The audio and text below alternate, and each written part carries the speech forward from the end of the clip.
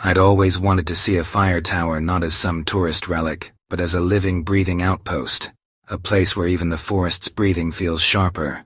So when Grace and I spotted the tiny dot labeled Lookout Number 6 on an old map, camping overnight at the top, felt like the discovery of the century.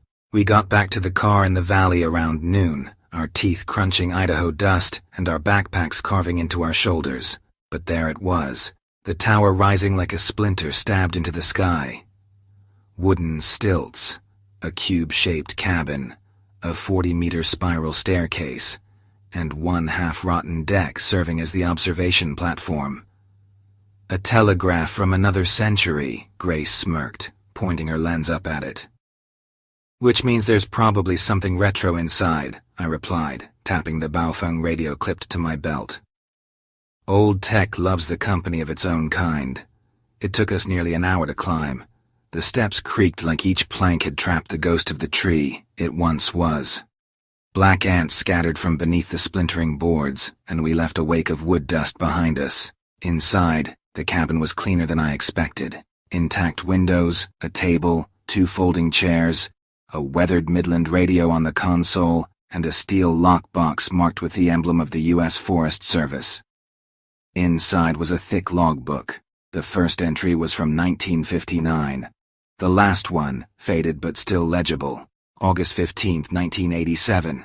Flame height, 4. Wind, W 8 knots. Watch, R green. I ran my finger over the ink. It felt like it had been soldered to the page. That was the same year the famous Helpine fire tore through Matthews County. A chill crept up, despite the warm light beaming in through the glass. Grace was setting up her tripod to catch the sunset. "If we catch auroras tonight, this'll blow up on the channel," she called over her shoulder. I stayed silent. The stereoscope showed a red horizon, but my eye caught a pinprick of orange at the mountain's base. A tiny spark. It blinked out the second I noticed. I blinked too. Maybe a lens flare. 10:37 p.m. The sky dimmed like someone was slowly blowing out the stars. I hooked the Midland radio to a battery pack. The speaker coughed static and let out a long droning hiss.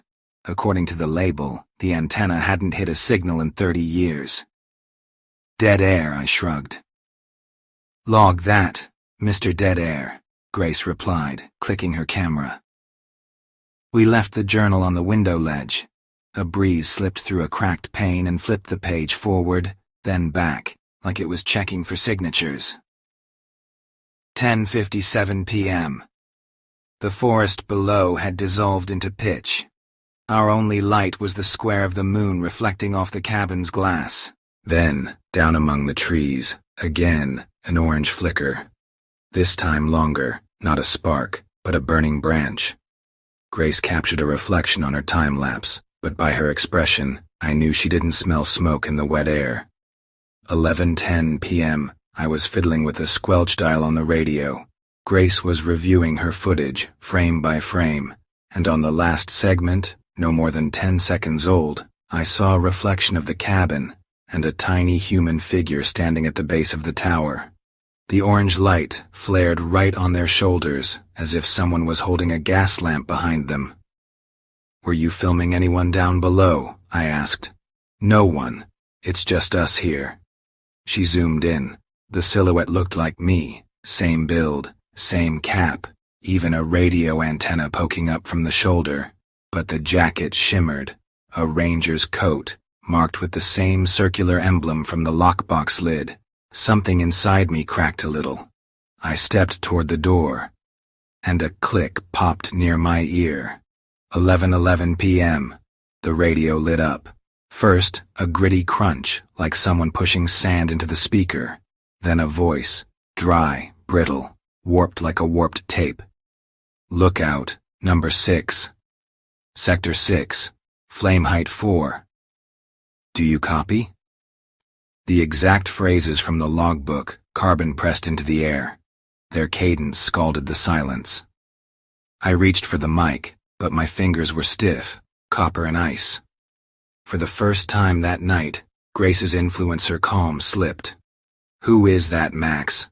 The radio wheezed, choked, then shrieked like a steam valve blowing.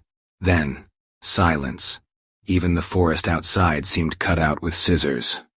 Only the ringing in my ears remained. A foggy dread rose in my throat. I glanced at the journal. The open page twitched, though the wind had died. The line, flame height, 4, looked bolder now, like someone had just traced it in fresh ink. The tower groaned. The planks beneath us let out a sigh. And I swear. The smell of burning pine sap crept up from the forest floor. The second hand on my watch ticked forward, 11:12. We never got to decide who should go check the fire. The shadow of the cabin shivered, like something heavy had stepped to the base of the tower, and whatever it was had already started climbing, step by step, no creak, just ascent. I met Grace's eyes. For the first time her gaze asked a silent question. Did we really want to spend the night here? The radio clicked one more time. 2 symbols blinked through the static. 00. Another tick of the watch. Then, silence. We stood on lookout number 6, bathed in moonlight like actors on stage, the curtain only just rising. The shadow, heavy, like it was poured from lead, stopped somewhere beneath us. The stairs stayed silent. No creaks, no bolt rattles. Just a subtle pressure against the tower's frame, like a giant hand had nudged the whole structure. "I'm going down," Grace said, snatching the flashlight and camera. Her voice was sharp, the kind you use to shout down fear. "Radio in every 2 minutes," I managed to say, trying not to picture the silhouette still burned into the last camera frame. She slipped through it T, Brishi, T sexy G, Izadasiki, Ki, Tita, Teach. The flashlight beam flickered across the steps and vanished below. I stood with my back to the door, one hand gripping the push to talk, my anchor to reality. 11:18 p.m. Max, first landing, all quiet.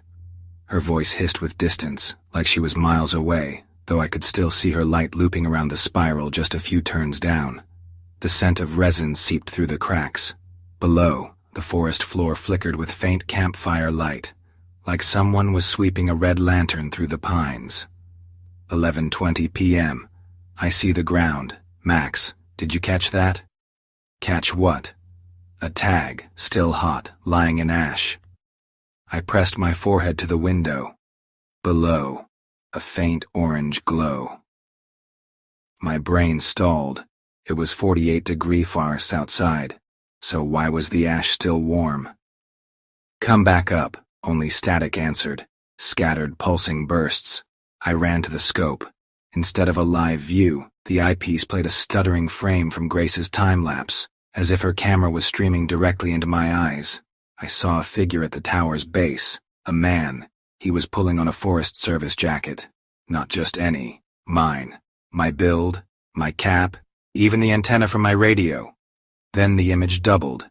2 Maxes, 2 jackets, flickering.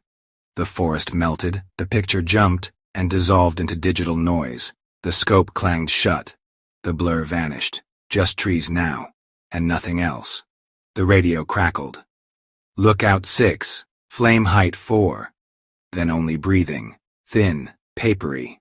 I stepped toward the hatch, instinct guiding me, and immediately felt it. The air was thicker, sticky, hot. The floorboards groaned like something was burning inside them. Varnish leaked in amber rivulets. The cabin smelled like a wood stove. A sudden thud came from below, heavy, sharp. I lunged for the railing. 2 figures were coming up the stairs. The first, Grace. Her flashlight shook. The second, the same figure in the ranger coat, but no face, just a black void beneath the brim of its hat. Below them, a dull red glow pulsed like someone was waving rags inside an open furnace. "Max, the cabin's glowing," Grace yelled, scrambling onto the platform. I slammed the hatch. The latch instantly heated under my palm. A deep hum filled the cabin. Not a growl, but the sound of a massive pine tree burning from the inside out. Grace threw something into my hands. Half-melted metal. A tag. I could just make out the name, R. Green.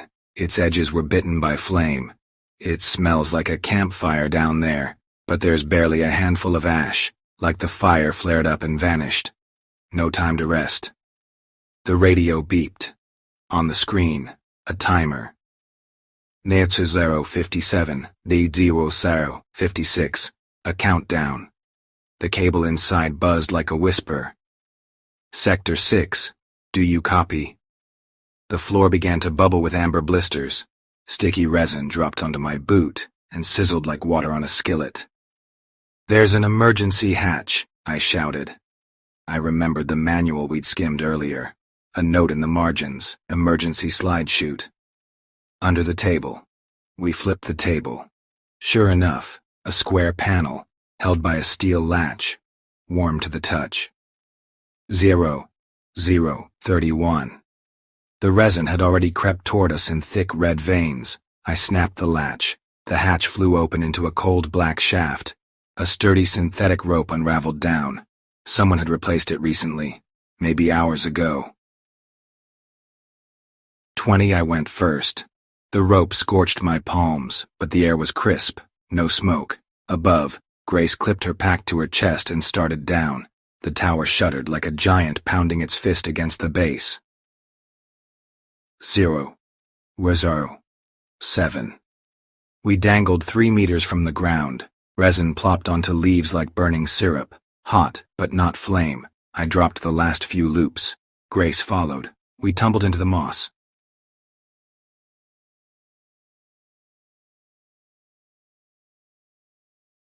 Silence. No explosion, no pillar of fire. Above us, just the moon. Lookout tower, number 6 stood still, like a cooling chimney stack. No smoke, no heat. Only the radio on my hip gave a weak heartbeat. 11. The time had rolled back. The countdown erased itself, like it had never started. Grace lay on her back, staring through the branches. Did we loop? A flicker, a tiny spark, appeared in the window above, then gone. The forest hummed with ordinary wind, as if nothing had happened, except that shadow in the ranger coat still stood at the base of the tower. A third one? Or was it the first, and we hadn't caught up to it yet? I picked up the tag. Cold, now. My fingerprints clear. To the left, the trail led toward the ranger camp. To the right, the spiral stairs invited us back up. The radio buzzed with dead air, and then broke through with a dull, static-soaked message. Continue observation. We were alive, but the watch wasn't over. Grace handed me the camera. The red record light blinked like Morse code. On screen, the tower, unlit, and in the window, a hand, in uniform sleeves, pressed to lips. Shh. Silence wove through the pines. The flame height, for now, was 0, but lookout number 6 had only just begun its shift. We walked toward the ranger camp, like 2 flashlights forgotten in fog. My pulse was still hammering, and the radio on my hip hissed just enough to remind me, lookout tower. Number 6 hadn't shut down. We'd just stepped off its stage. Not a single twig snapped in the thick wall of darkness. The forest seemed to part for us, letting us pass in silence. About a mile down the valley trail, we spotted a red beacon flashing on a pickup. It was parked sideways across the path, headlights pointed down into the dirt. A ranger climbed out, the name on her patch, L. Briggs.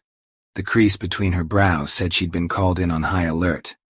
There was a heat spike from the tower, she said, like she already knew us. Sensors hit 900 3D for 3 seconds, then dropped straight to 0. Where's the fire? We didn't answer. Telling her about resin blisters and a faceless forest ranger would have sounded insane. Instead, I pulled out the R green tag. The metal was colder than the night air. Briggs tilted her head. Green? That name's on our fallen ranger's wall. Tower 6 was decommissioned after the Helpine fire. It's been a pile of scrap since 1988. We turned back. On the ridge, a sharp silhouette cut into the sky. The tower was still standing. We reached the outpost at 1:40 a.m. Inside, the smell of coffee, plastic map sleeves, and industrial soap. On the server monitor, a graph line, spiked like a needle, at U0003, then flatlined back to the forest's quiet rhythm. Our thermals top out at 500, Briggs muttered, tapping the screen. So 900 is just a glitch. She pulled up the logs. Columns for H2S, smoke, CO2, all zeros. I plugged in Grace's SD card. The files opened, and immediately threw up a warning. Metadata corrupted. The first frame, an orange flash. A familiar silhouette in a ranger coat. One hand raised to the window glass. In the corner, the timestamp glowed red. AUG 15, 1987, 11:11 p.m. Every file showed the same date. Briggs arched a brow. What, you guys time travel with your camera now? She tried copying the clip. The progress bar froze at 6%. The laptop fan screamed, the monitor flickered, and the file vanished.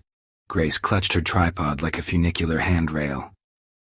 It's deleting the evidence, right now.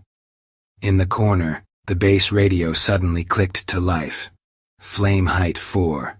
The three of us froze. Briggs killed the speaker, but the air itself buzzed. The kind of static that says a foreign voltage just surged into the circuit. Dawn broke with almost no color. Briggs offered us a ride back to the parking lot. The road was gray as ash. The forest looked clean. No burns, no bulging bark blisters. At the final curve, I felt the weight in my backpack shift. Between my half-charred clothes was the duty log from the cabin. Its pages had that golden lacquer of aged glue, but the last line shimmered like fresh ink. July 16th, 2025. Patrol resumed. Max Foster, Grace Lee. Flame height 4, wind, shifting. I almost dropped the book. I glanced up toward the distant ridge, and there it was, the tower, still standing, still alive. Light glinted off its windows. Someone was moving behind the glass. Briggs followed my gaze. She caught the same flicker. Her face tightened. Guess we'll have to revise the archives. Looks like Tower 6 is back on duty tonight.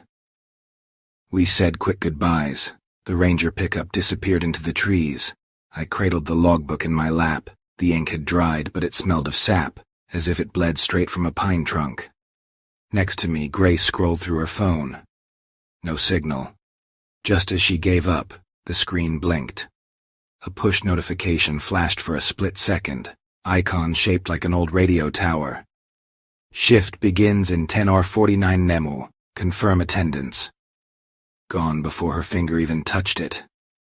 We didn't speak until the pavement swallowed the last stretch of gravel road. Only when farmland rolled past the windows did Grace finally breathe out. Tell me that was just a tech glitch. I wanted to. But the radio in the console let out a faint chirp. Its green screen flickered to life with a single line, "Send observer." The signal meter wavered at 6. I looked back over my shoulder. Far in the distance, cutting through Marstonmore. Namar came. Kind of the clouds like a splinter, Tower 6 was still there. For just a moment, it looked like a spark slipped through its window. A tiny flash of flame height 4. We were alive. The car was headed toward civilization. But the next shift really was scheduled in 10 hours, and it looked like the tower already had our names signed in. If you made it all the way to the end, then you're exactly the kind of person I'm looking for. Hit that subscribe button. It really means a lot to me. I hope I can keep bringing you more stories, to make you smile, or maybe, to scare you.